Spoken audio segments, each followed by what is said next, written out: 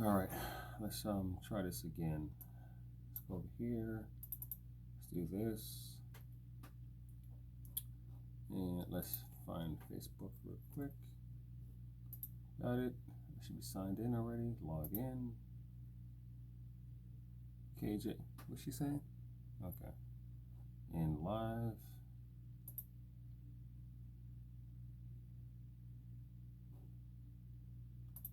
Okay. In live video. What?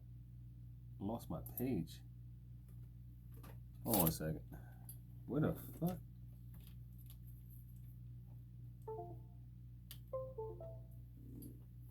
Okay, I don't. Matter of fact, let me take this one out real quick.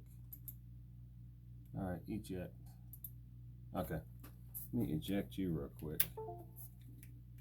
Put you over here and hit back with Facebook real quick. All right, live. All right, live. I don't want to save changes. I just want to go live. What the fuck is what is the problem? All right, this is good. I think. Why can't I go live? Okay, go live. Stressful. Waiting for camera. Camera is on and go live. 5, 4, 3, 2, 1. And go live. What's up, guys? Technical difficulties and all that good stuff. Don't know what happened. We're good to go, and let's get it in. I got no viewers right now. Everybody should come in a second. So I'm going to go over a few things. Sip, sip. Let's get our sponsors out the way and talk about a few things I got going on today. So let me get what we got. First sponsor first, because I might do two, but I might do same sponsor a little bit later. So we're talking about Dr. G, aka Michelle Gonzalez, aka Dr. G. She runs the Animal Welfare Junction podcast. She's awesome, hosted by forensic vet Michelle Gonzalez, talking all things animal welfare. She's awesome. I was on her show. She was on my show. She'll be coming up in a few months, and I think she's the end of maybe November, December. She'll be on the podcast. So if you didn't know, you tuned into Don't Fuck Up the Crime Scene, and we have episode 107, and we're going to get it in good. Again, this is season 4, where I'm doing videos and I'm doing the podcast, and I'm ripping them both. So if y'all don't know, that's how you make money. Okay, so I learned this from Drink Champs. Okay, from Noriega. Y'all don't know Noriega. He's from Queensbridge, New York. He broke down the formula, and that a lot of people don't want you to know. So when you just go out here and talk about whatever on live, on Instagram, on whatever like that, you only get paid once. You need to get paid twice. So, and you need to get paid for your podcast, which is a RSS feed, and then you need to get paid for the visual content and all that stuff when you publish on video. Okay, it's 2 times. You need to get paid, and this is about getting paid later. For us, we're talking, but I'm a little business. So Nori hooked me up to that, and I was like this. Oh, that's what's up. And then you need to own your shit. And you need to own everything you do. Okay, you need to own everything. So when they don't like what you do, they want to shut you down, stuff like that, you still own your stuff. Okay, don't let anybody have your content for free. Okay, own your stuff. And that's for all my other podcasters. I've been learning this business for the last year. Again, I'm a new podcaster. I've only been doing this for, less than a year. I think my anniversary, matter of fact, hold up. Yeah, I think May. Oh yeah, I think I passed my anniversary date. So I've been doing it for a year. And we go with that. All right, so let's talk about today's episode. And again, this podcast is brought to you by the Animal Welfare Junction. And we have the awesome person of Michelle Gonzalez, and she puts it down, Dr. G, and she is phenomenal. We had a great discussion, and I did mine, and then I did hers, and Dr. G is very in tune. She does a whole bunch of things for us, her side business, and then she works with HSUS and helping them out, stuff like that. Again, she's a forensic vet. She took the course and she passed everything. Again, that's Michelle Gonzalez, Dr. G. Okay, talk to y'all later. All right, now let's get into it. Today we're going to talk about leadership, and I was just talking to one of my former mentors because we talked about mentorship the other day. So I was talking to one of my mentors who's not on Facebook, and I understand why. And she said, "Hey, go do your thing." And the one thing my former major taught me was handle business. And she was not a woman of many words. She would say, "Go do it and make it so." It was like John Picard and number one, make it so. And I was like, okay. And if you don't understand, when somebody gives you that type of like latitude to go out there and make it so, they're trusting you. They're trusting you to go out there and whatever. Now this is a different type of leader because you have micromanagers, you have people who watch you all the time, something like that, and you have people kind of laid back. I'm a tweener. I'm not the type of leader, and I had to learn how to lead. I learned it from my major, my sergeant, and even my detective. I had two detectives on my team.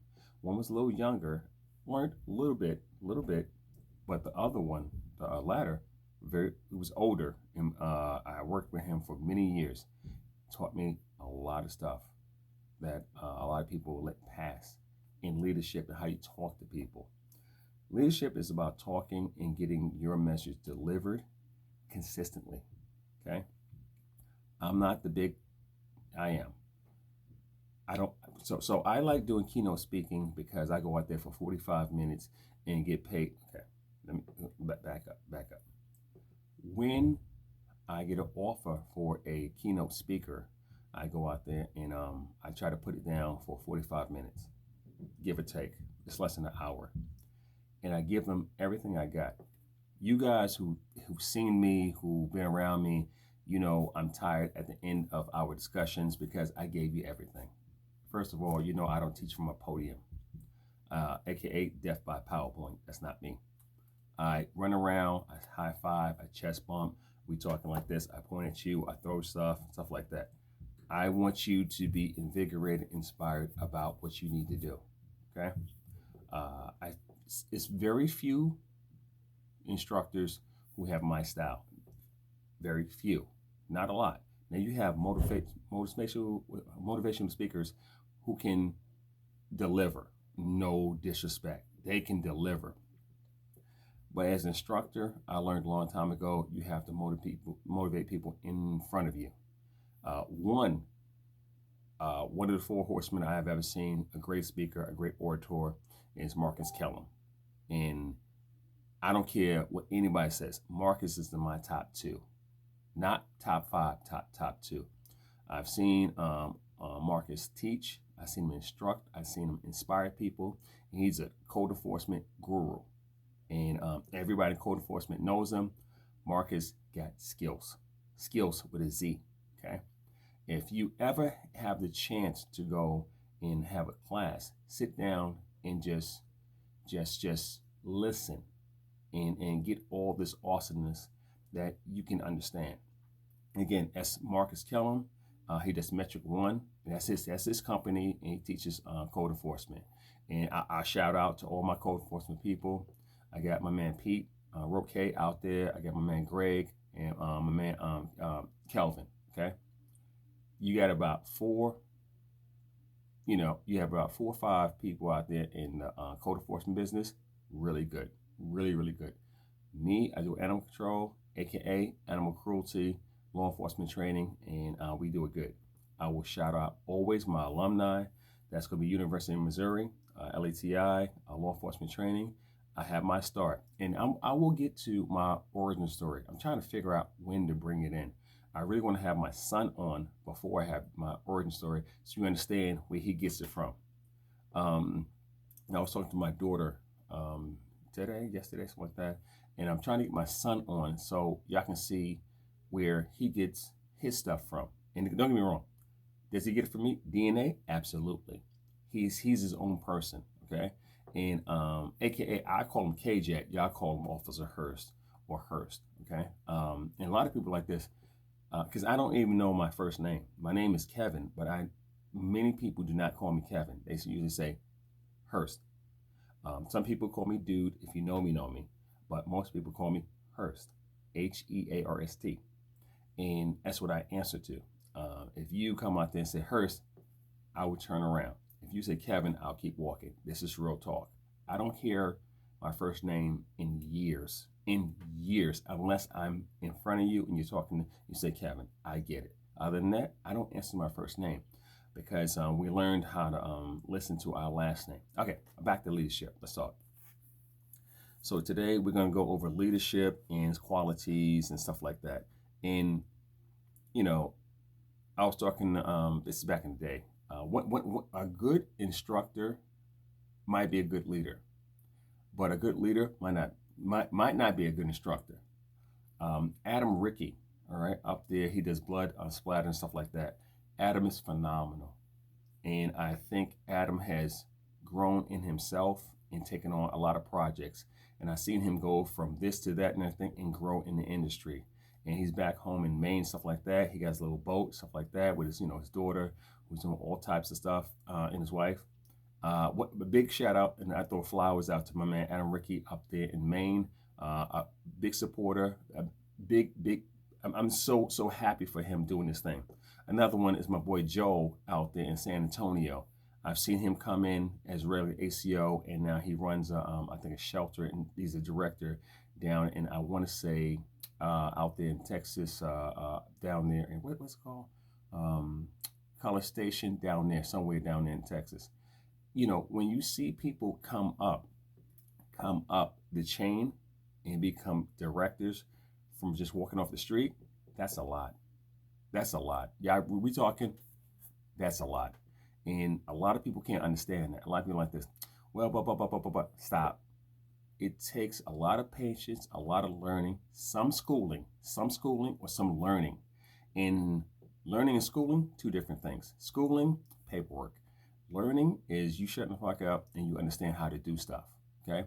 I learned a lot just listening. And when becoming a leader, you have to learn how to listen, pay attention, and know when to speak. Real talk. You really need to sometimes shut up. And when it's your time to say something, have something to say. Okay. I talked about mentorship with Dr. B. I'm sorry, Dr. B. Ha! He's going to laugh about that. Mr. B yesterday. And Dan Edinger of the Animal Control Report podcast, Dan, him, and Ashley. Me and Dan was actually hired by Mr. B at different times. That's the weirdest thing. And me and Dan, that's my boy.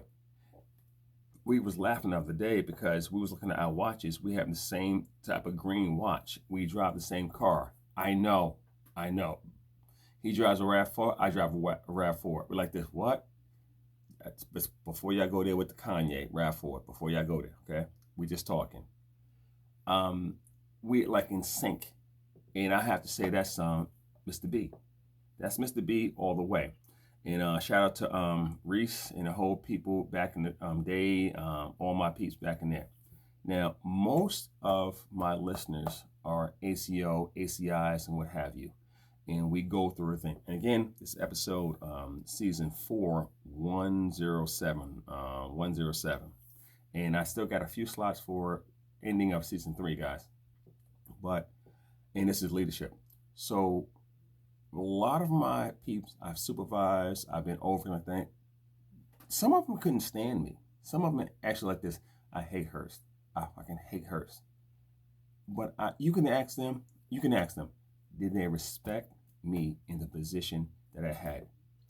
I might not like you, but I respect your position. So I will adhere to the policies, rules and regulations, all that nonsense for the position. So when I train, I teach to the position, not so much the person. The person has to make themselves or meld themselves into making sure they're sociable, approachable, and attainable to understand you back and forth, and you understand them. Real talk.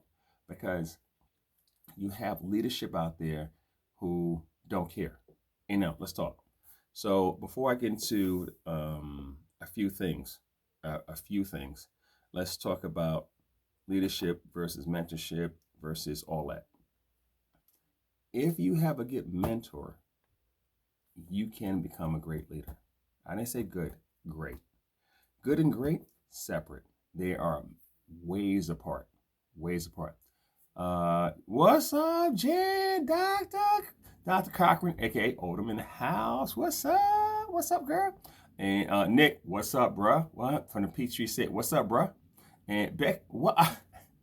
Yo, Becky, what's up, yo? What's up, yo? That's down there in Alabama. And Adam, what? Hey, that's Dr. Stern. What's up? What's up, man? We're gonna talk. We're gonna talk. Um, the biggest thing, guys, is understanding how to go from good to great. From good to great. And because of my mentorship, and this is no, and matter of fact, Dr. Cochran and a few of them, they can tell because they've known me for so many years. Only reason why I became great as an investigator is the people around me. I was I wasn't all that. I was I. But when I started like killing cases because of the foundation I had before, and people's like, Hersticky's all that, Hersticky's all that this. Yes, I do. Yes, I do. Because I had to wreck it. Woosah and don't get a big ego. It wasn't me locking everybody. It was us locking everybody up. Okay? I tell everybody from 2007-8, I was paired with a detective who, Salt of the Earth detective, who schooled me on everything. And Dr. Cochran knows exactly what I'm talking about. Schooled me on everything, on how to talk to people, how to go to about the investigation, and how to get the information and interview them in front of them, not bring them in. I was like this, okay. I learned so much from this detective. Salt of the Earth. It was just a genuine great person, okay? And then I had that, and I added that to me. Being a leader is adding layers to yourself so you can give back. Now, I've been giving back for the last probably 10 years. And I've seen a few. Robbie Norris, okay? He's out in St. Charles, out in St. Louis, Missouri. He's I hope I can, now I don't want to say school, because I'm in disrespect as a grown-ass man, but I hope that I can kind of wean him towards a way where for greatness, okay? One of my homies, Dustin Levi Dutton, I met Dustin in Mississippi, and me and Dustin was just like that, and I saw something in Dustin that was a little different. I saw a little of me in him, and I was like, okay, and he had it. So I put Dustin on, and Dustin's part of Big Time Speakers, okay, Big Time Speakers LLC. Awesome instructor, awesome person, genuine person. Will not, I got, he knows. I gotta watch him sometime because he just say some shit, okay? And I'm like, I got one of the best instructors I have on my staff, okay? He's my lead instructor, but genuine person would tell you everything that you need to know. And if you need anything South Alabama, Georgia like that, he's the person to go to. He knows everything about, especially Alabama law. Oh my God, okay? And one thing I would tell you, if you inspire people and just give them a little bit, it can go so far. And the people I choose to rock with me, it's hard. And Dan will tell you, Dan Edinger would tell you, and we just talked about this the other day. I don't know where we were, and I got to get Dan on so he can tell a story too. I met Dan back in 2015, 16, and we was at a conference in Austin. It was Texas Unites, and Dan Edinger was teaching and stuff like that. I didn't know Dan. From me to you. And my boy Eric came up to me and said, yo, it's this skinny guy, kind of vegan skinny guy talking some smack. He's kind of good. I'm like, what are you telling me? He's like, nah, bro, he really good. I'm like, okay, what you telling me for? He's like, I think, he can give you a go. So I stopped the mic. I almost dropped. I said, excuse me, what? You trying to put him on my level? Now, again, no ego, no big head. Harper, before you come for me, no big head. I was like, what? And me and Dan just talked about this the other day.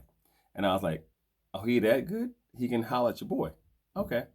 And then after Dan was finishing everything, we actually met in the, I guess the courtyard of whatever, the Renaissance hotel in Austin. Huge venue, huge. And I saw him, he saw me. He was decked out. Dan looked at it, right? I was like this. I said, so what's up? He's like, you dude? I'm like, yeah. You Dan? He's like, yeah. I'm like, what's up, homie? He's like, what's up? And he said, heard a lot about you. I said, well, I heard a lot about you. I said, and it was like a Western. It was just so this is one of my dudes. This is one of my dudes from growing up in Brooklyn. Alan Singleton. What's up, bro? Platform Methods during individual. You're funny. You're funny, Alan. So individuals, persons, and adopting pets. Okay, we talk about that later, bro. We talk about that later. Okay. But in matter of fact, let me skirt. I'll get to that in a second. Me and Alan can come on and share the song in the chat. Alan reached out to me, I don't know, 5-6 years ago when I was selling down in Georgia, stuff like that.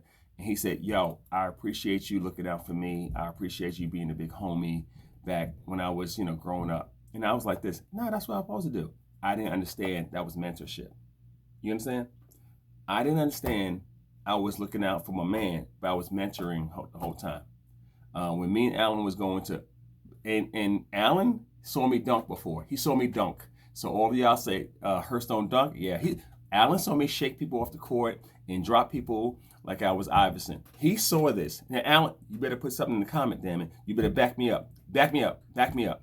So, what's up? Alaska in the house. What's up, Eddie? That's my dog. JJ was on the other day. So the thing is like this. When you go with the whole leadership thing, and I'll go back to Dan. Dan came in and he was like, I would love to teach for LETI, law enforcement training, plug. And I was like, okay. My thing is, if I never seen you teach, I'm like this, okay. It's not that I don't believe. Alan, he laughing. Alan laughing like that. You see me shake people off the court. You see me dunk on people. Alan, you better come in and say, you better give me a thumbs up. You see me destroy people on the court. Don't act, Alan, don't act, okay? And I wasn't Steph. I wasn't Marbury, but he could tell me about that handle for about 2 years. I had a God handle, that sham God. Don't act like you don't know. Anyways, I was saying. And, he's laughing now. He's screaming. He had an emoji talking about he laughing. But we talking. The whole thing with Dan Edinger, he said, yo, give me a shot. I'm like, okay, whatever. And he was on me. And okay, there you go. Thank you. Yes, you did. You damn right. See, for your guys, for my dude and dudettes, you seen dude later. Dude had game. Dude was like all that. We went to Staten Island. Me and Alan went all across New York playing basketball, okay? That's how good we were. We were, not am. We were, okay? Because I'm Jurassic now. I don't even pick up a basketball. I get embarrassed by my son-in-law. He destroys me all the time. And he just destroyed me about a few months ago. Anyway, so we went and Dan said, I want to get on LETI. I want to be an instructor. I'm like this. Who are you? And Dan will tell you on his podcast. Him and Ashley will tell you. And I was like, okay. So, and then Dan came out and he tried out. So my predecessor, Lisa, I will give you 3 tries. I don't have that latitude. My boss, and you heard him on episode 59, John Wharton, LETI, he gives you 1 try. So I give you 1 try. And he has flown out and everything. And it costs money to fly you out and try you out in front of people live. And I go to the back of the room and I act like I'm not listening to you and I'm actually critiquing you the whole way. Is a lot of pressure? Yeah. But you have to perform. And you have to what? Instruct. You have to what? Teach. Okay? And you have to do your presentation.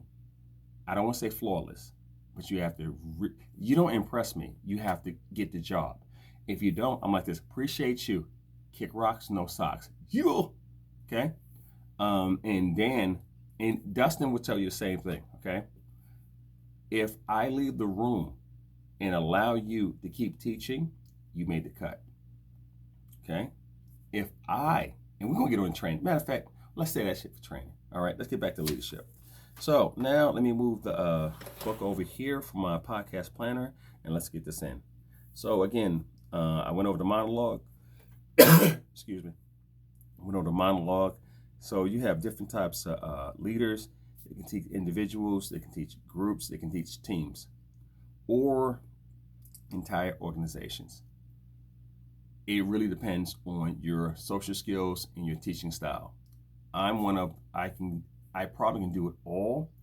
I'm used to doing one-on-ones. I'm used to doing teams. Awesome. As far as organization, if I have to get in front of them, it's easy. Only thing is, I'm a monster, and that's why I'm a great number 2. I might not be a great number 1, if y'all can understand that. I might be outstanding number 2. As a number 1, I have no patience for nonsense. So as a number 2, I can deflect and go to my boss and say, okay, am I doing something wrong? I can ask for their opinion, all right? And I can get the feedback and grow from it. And understand this, leadership is about growing. You're not always right. You're just not. I study law enforcement. I study military as leadership, okay? That's what I do. I study them and I watch them and I listen to them, stuff like that. I try my best. I interview a lot of law enforcement and a lot of military off record to understand their mindset, especially anybody above sergeant, because they delegate. They delegate a lot of duties. Sergeants, not so much. They do, but not so much. Once you get to an LT, a captain, a major, you delegate a lot. And when you become a leader, that's what you do. You delegate. Most of your time is delegating duties and stuff like that, assignments to other people. They report back to you. So to be a great leader, you need an awesome admin to keep you straight. Male, female, I don't care, okay? Trans, I don't care. You need an awesome person next to you to make sure stuff is good. Real talk, okay? So when I was back in the cab, I was in Dan, you talk, everybody talking like that. I'm not gonna say I was a great leader. I was fucking good. I was very good. And everybody knew it one way because I only went one way. And it didn't have to be my way. And anybody who ever worked with me, it says, it don't have to be Hurst's way. It has to be the right way. Now, usually they go coincide, okay? And I learned that from Mr. Little to Mr. B, the Anderson brothers, and Mr. Barnes, okay? So I'm going way back, and I'm name dropping there. But Mr. B taught me how to, gain the crowd, get the crowd, or make them love you. So when you mess up, they still love you. Understand? So when what's the name? Proximus to Maximus, he says, get the crowd to love you, gain the crowd. This is what you do. And I took that, and I went out there, and I have all my letters and all my accommodations from 1994 into 2018 when I had, 2017 when I had my Officer of the Year or whatever award I got, I don't know. And if you come in my house, you don't see my awards. If you come in when I have an office, you don't see my awards. You don't see anything. You might see a book on the shelf, or 2 or 3 books on the shelf, and they are brag books of all my accolades, but they're on the shelf. Okay, you don't even know what they are. And then as far as my awards and everything, I will have a place for them somewhere in my like right now in my dojo when I'm talking, and I'm doing this on live, so I go here. So I have a Wolverine bobblehead. Okay, I have a Wolverine bobblehead, and I have a whole bunch of stuff from Marvel and everything, and I own stock.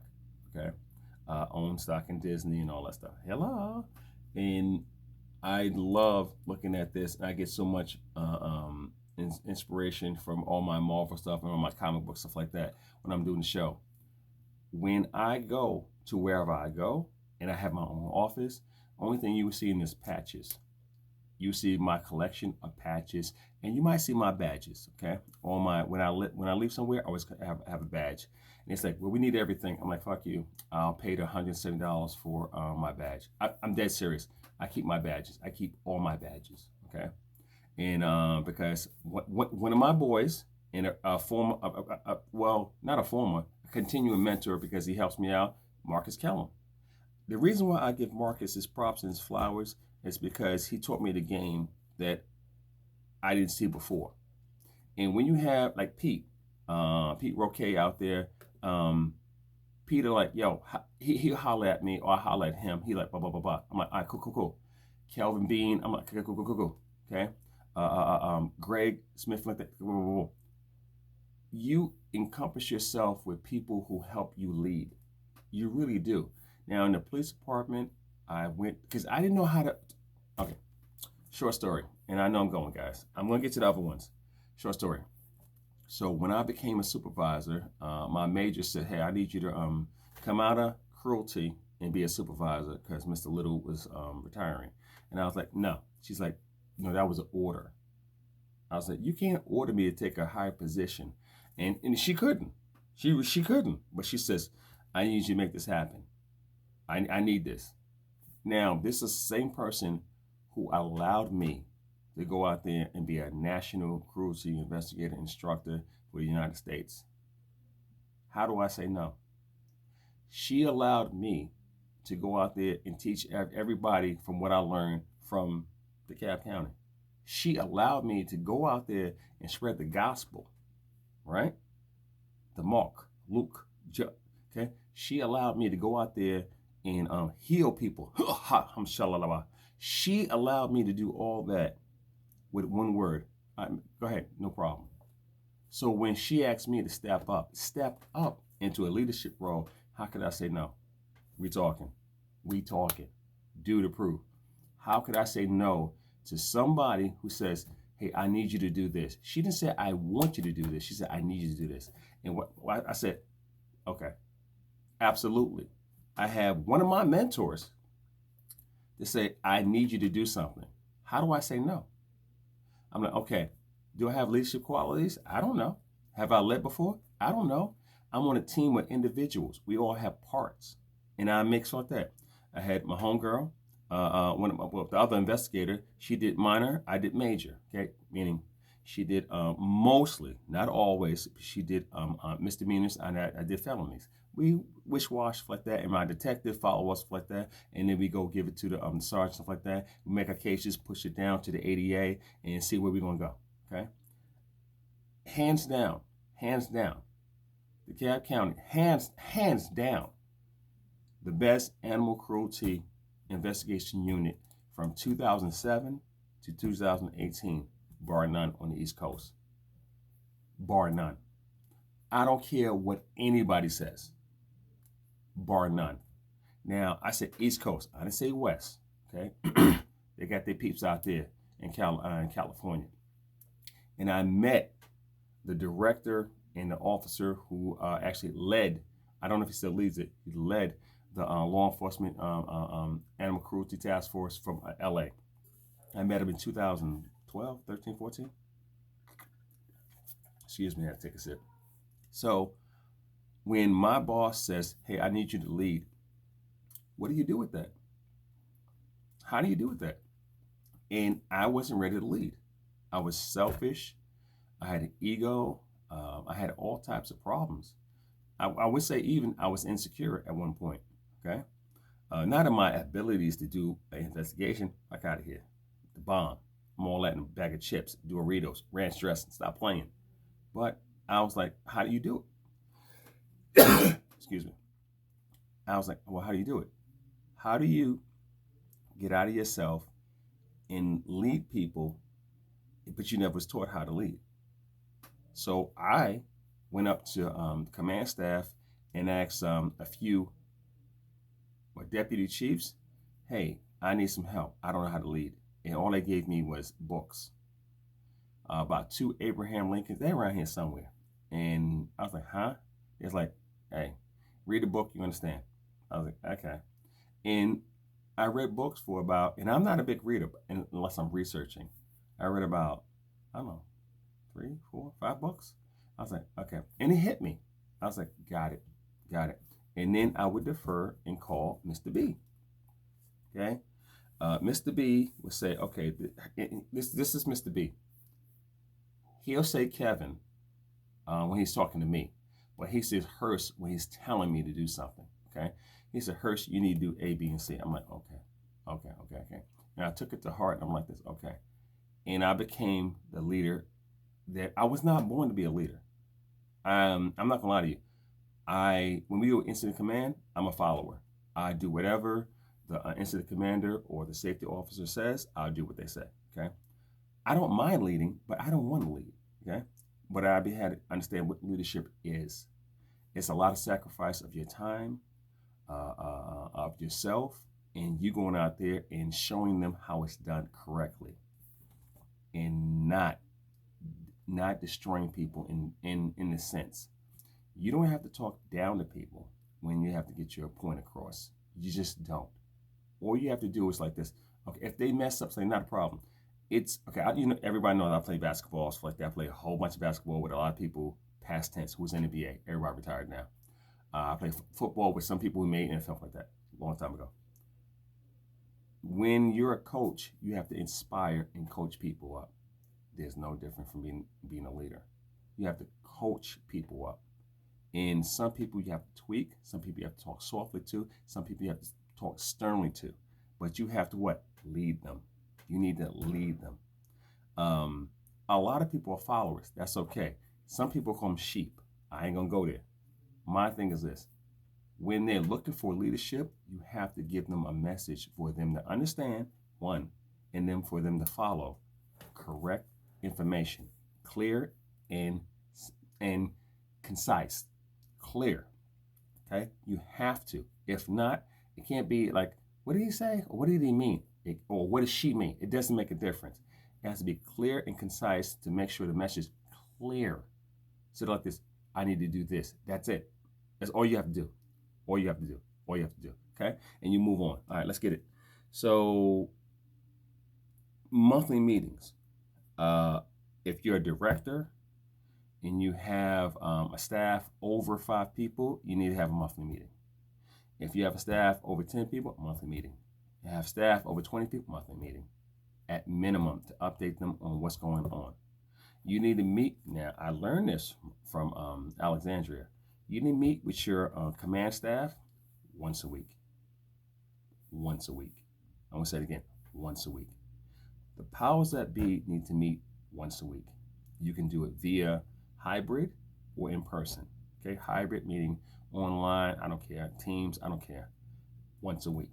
So everybody's on point to what's going on. And it's current. Okay? You on vacation, I don't give a fuck.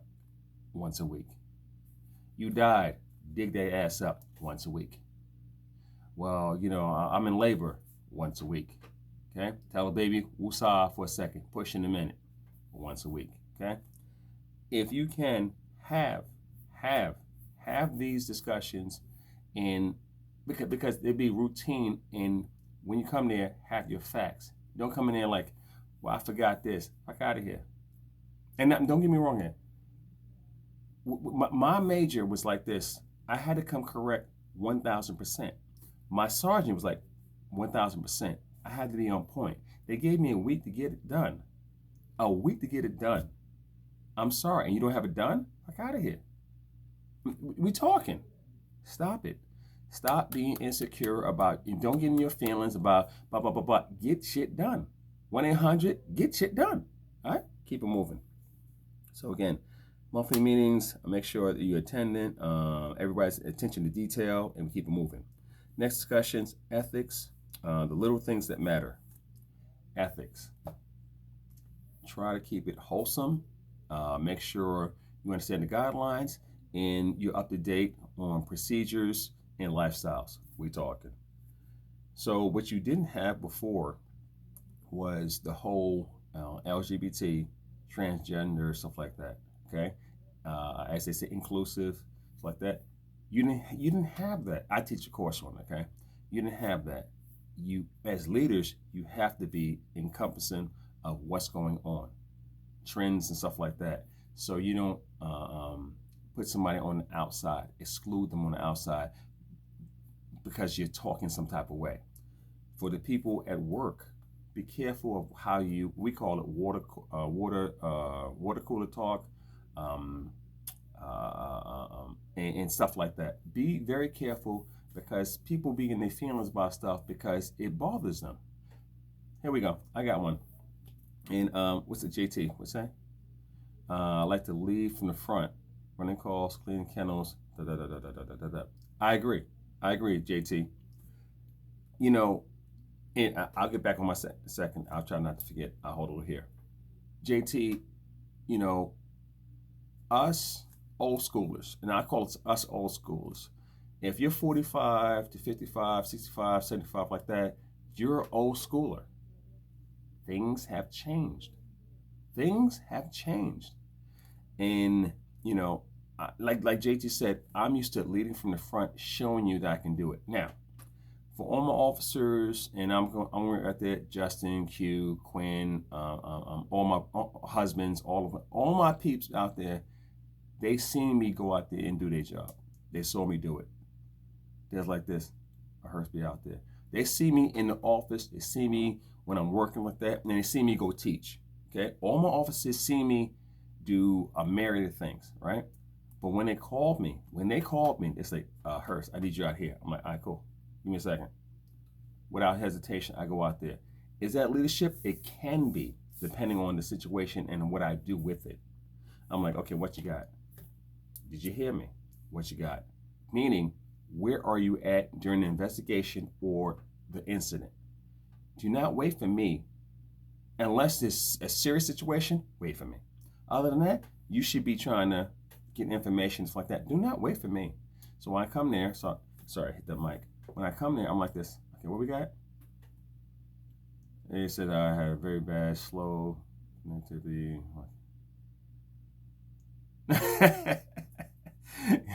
Like, no problem, JT, no problem. But when I go out, I'm like, I remember Justin. I remember Justin had a dog that was on a chain, it was on a tree. He couldn't get the dog.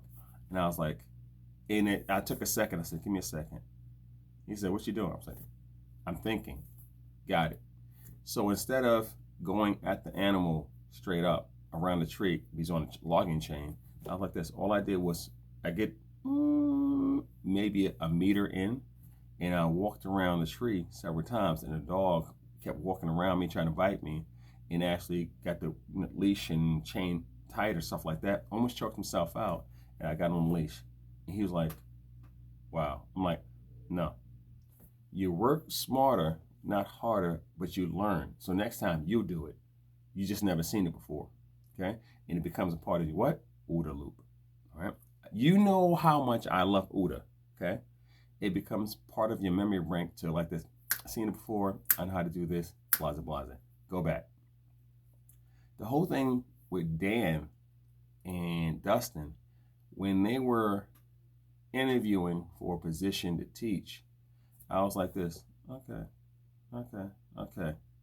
And then once I said they're okay, they were good. But they didn't know it. And we're going to hit that on training. So I'm going to leave that story for another time. So let's keep going. All right, ethics. We kind of know ethics. We go with that. Little things matter. You understand? Always do more than what's expected.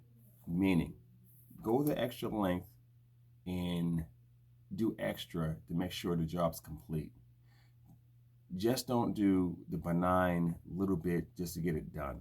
Go the extra yard, meaning go back and talk to the complainant. Okay? Go back and talk and inform the other neighbors. That's huge because they're wondering what happened. Because sometimes when you, and don't get me wrong, I'm guilty of this. Sometimes I want to go to the next call. I need to actually say, hey, blah, blah, blah, blah, blah, blah. And they're like this, incredible. Take the extra step to go out there and do it. When I'm out there as a leader, I'm like, okay, there's nothing I haven't done that they're going to do. 99.9%, right? It might be an outlier here and there, but when I go out there, I'm like this, okay, what's going on? Okay. And they're like, Hirsch, said, what you going to do? I said, what we're going to do. You're going to help back me up. It's we. I don't take on, and everybody, if you ever work for me, I don't take your case on unless I have to. I come out there, I'm like this, what you got? And love can tell you, I mean, many officers have worked with me, many ACOs, police officers, sergeants, sheriff deputies, marshal, like that. They're like this, Hirsch here. I'm like 10-4. They know I got it, but I need to make sure the other officer who's first on scene, they get it. I'm not worried about it. I'm like this, okay. If you're doing something for more than 5 years, it's very hard to get surprised by a call. Within 5 years, you damn near seen everything. In 5 years, okay? You're working probably 52 weeks. You're probably working 40 weeks a year, okay? You've seen, in 5 years, you've seen almost everything. Don't get it twisted. You might have seen something that's crazy. By the time you get 10 years, it's almost a walk in the park and you get lazy, AKA we call it what? Automatic pilot. And that's when you get lazy, you let your guard down, and you get got. 15 years, you're like, career change, I don't want to be here, I hate everybody, wish they die. 20 years, for how long do I have to go until I leave? You feel me? Okay? And 25 years, you're like this, okay, I gotta go. Because it becomes political at that time, or politics. You know what I'm saying? All right, let's keep it going. Where we at? Oh, I got one for y'all. Awards for good service and attaboys and attagirls. I think I said this on an earlier podcast. I was giving out stars. So I would give attaboys and attagirls and commendations. And a lot of officers, matter of fact, Beam. I use Beam. Beam came to the cab, and Beam came, skinny little boy, and you know he did his thing on calls, and when he got like Officer of the Month like that, he felt it. He's like, yo man, this is like whatever. And Beam left and went on to other things. But Beam would say, yo, Hirsch, I appreciate you because blah, blah, blah. I'm like, no problem. Q, Justin, or whoever was, okay, Lewis, okay, whoever was, even Love, like that. I'm like this. This might be a stepping ground. And for all your leaders out there, when somebody wants to leave, don't get mad. Don't get mad at them. If it's their time to leave for whatever reason, let them go. Right? But salute them going out as long as they keep doing consistent work. They haven't checked out. Okay? Salute them the whole way, and they give you good work while they're still there. Okay? Me and some of you guys ask me for accommodations, recommendations, all that stuff like that. I'm like this. I got you. I want to help you be the best person you can be, even if you're not here with me. I appreciate your time. I ain't hating on you.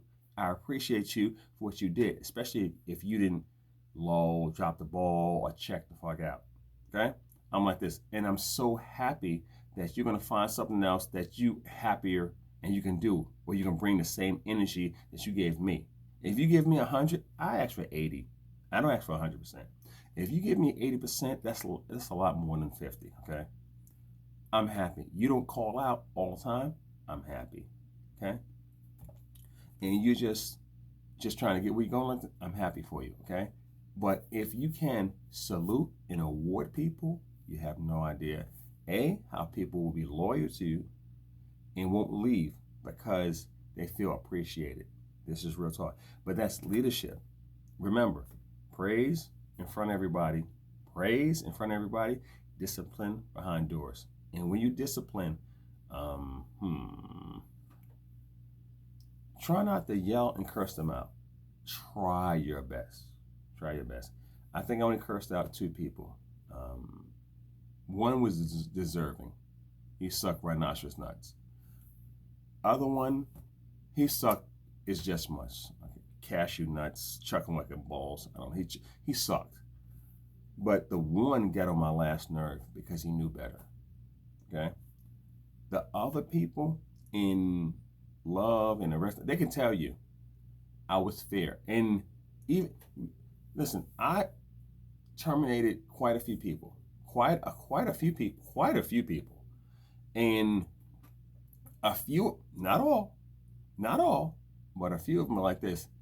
Yeah, I understand you gotta do what you gotta do. Because they knew they fucked up. They knew they messed up. This is just it. It is what it is, okay?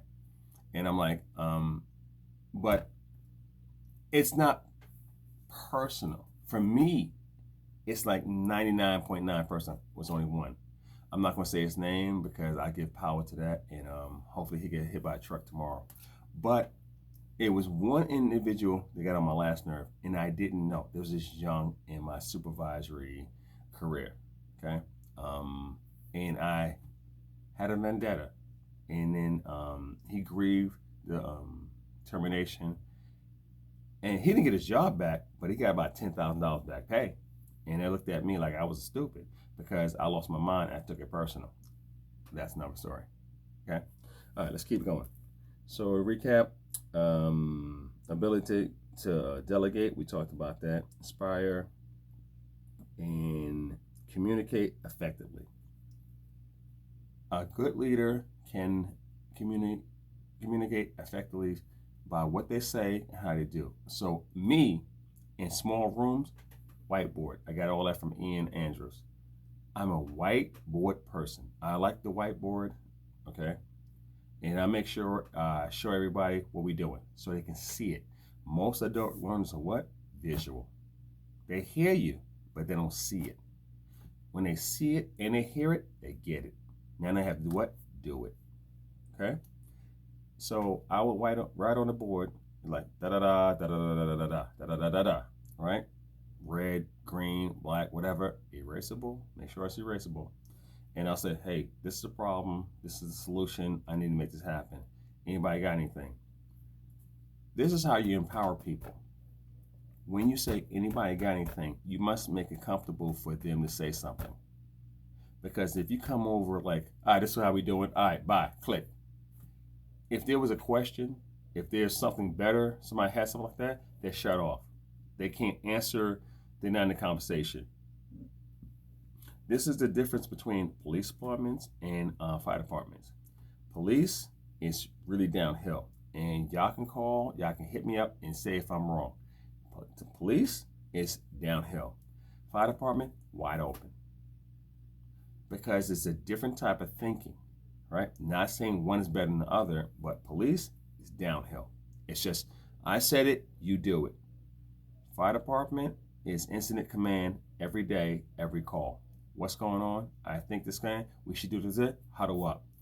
In a corporal, I don't even know fireman's rank, but the smallest person on the team can lead the whole op based on whatever the mission is. And you're like, huh? And the captain, usually, we're like this, okay, make it so. They're okay with it, right?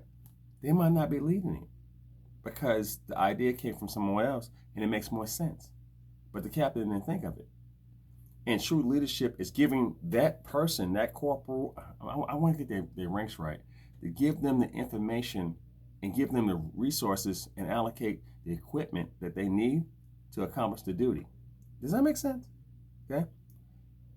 I'm out there, okay? And Jolly, I was out there off of Glenwood, over by 20, by Glenwood and something, off of, between 2nd Avenue and something like that. This years ago, when the fire department, no disrespect to Atlanta Fire Department or DeKalb, I don't know which one it was, no disrespect, but it was an injured dog on a ravine. It was about 40. I got pictures of this shit, okay? I'm not making it. I have pictures. I don't have video. I have pictures of this.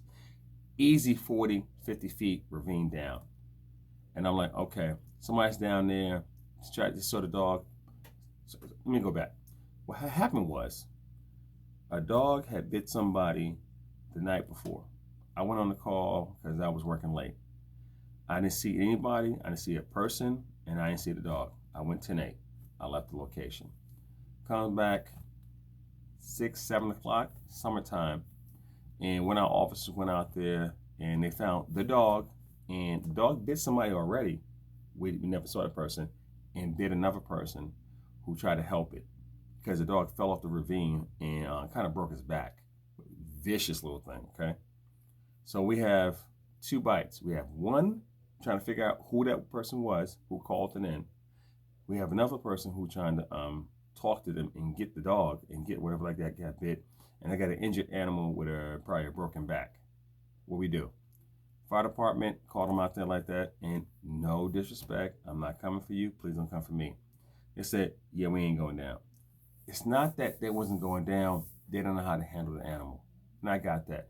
I said, okay, can you lower me down? AKA harness.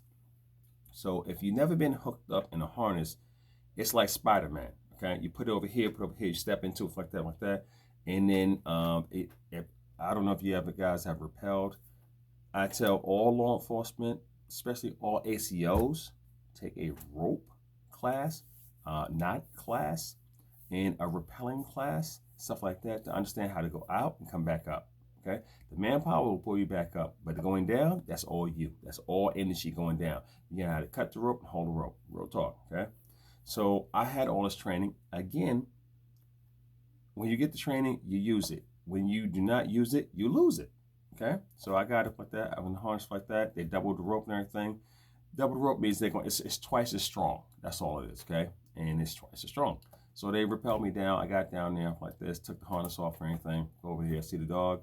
I had the, what's that called? The stretcher. Come down so I can asphyxiate the dog. I'm sorry, asphyxiate dog. So I can get the dog and put him on the stretcher. First thing I did, put it over his mouth, put it over his neck, and muzzle wrap tight, tied it back, tied it up so the dog can't bite me when I lift it up because the dog is in pain. Put the dog on the stretcher, wrapped him up, tied him up like that so they can lift him up. And then they come get me. Was it easy? No. No, it wasn't. It was not. It was not easy. It was not easy. Okay, had an officer ready to take him to the vet. Had an injury to the other person. Had to do a bite case. Blah blah blah blah blah blah. Okay, but again, when I was home off work, Jolly called me. He called me. He said, "Hey Hurst, I got this situation. I just took my boots off and I'm about to put them back on. I just went home. Was I tired? Yeah, but a good leader, not a boss. A leader goes like this. Okay, where you at? What's going on? Blase, blase. Did I have to do it? No, I had other people to do it. But a good leader sometimes go like this. I got this. I go back out there and help the person.